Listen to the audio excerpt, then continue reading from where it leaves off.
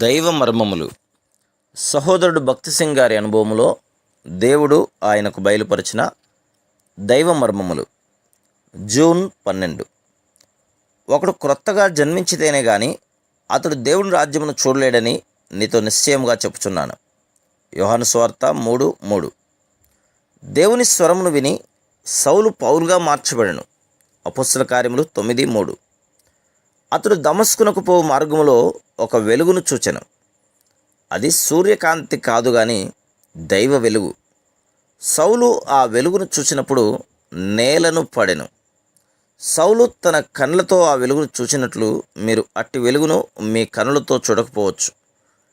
కానీ కనబడని రీతిగా అదే దైవిక వెలుగు మనలో ప్రవేశించి మనల్ని మార్చగలదు. యేసుక్రీస్తు ప్రభువు లోకమునకు వెలుగై ఉన్నాడు. మన అంతరంగ పరిస్థితిని బయలుపరచుటకు ఆయన దైవిక వెలుగై ఉన్నాడు. బహిరంగంగా కనబడని పాపములన్నీ దైవిక వెలుగులో బయలుపరచబడును. బాహ్యంగా ఏ వెలుగును నేను చూడకపోయినప్పటికీ ఈ వెలుగు నాలోనికి ప్రవేశించి నా నిజస్థితిని బయలుపరచెను. యోహాను సువార్త 3:3 నిశ్చయముగా మీతో చెప్పుచున్నాను అను చిన్న మాటను చదివినప్పుడు నా కనులు తెరవబడెను. నేను నీతో నిశ్చయంగా చెప్పుచున్నాను అను మాటలు నా చెవులలో ప్రతిధ్వనించెను. అప్పుడు నేను అట్లయినా ప్రభువా, నేను పాపిని, దేవదూషకుడను.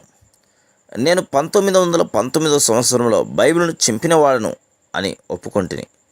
నేను మోకరించి తిని మరియు నేను సంపూర్ణముగా మర్చిపోయిన గత పాపములన్నిటినీ చూడగలిగితిని. సౌలుకు కూడా ఇదే విధంగా జరిగెను.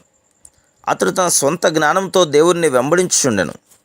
తన అంతరంగ పరిస్థితిని తాను గ్రహించినవాడు కాడు. కానీ దైవ వెలుగు తనలో ప్రవేశించినప్పుడు నా శరీరమునందు ఏ మంచియు లేదని అంగలార్చెను. అయితే ప్రభువైన యేసుక్రీస్తు నీవు తెలియక నా పనికి హాని కలిగించుచున్నావని క్లుప్తంగా చెప్పాను. దేవుని వెలుగు మనలో ప్రవేశించినప్పుడే మనం దేవుని పనికిని మనకును ఎంత హాని కలుగజేస్తున్నామో ఎరగలం.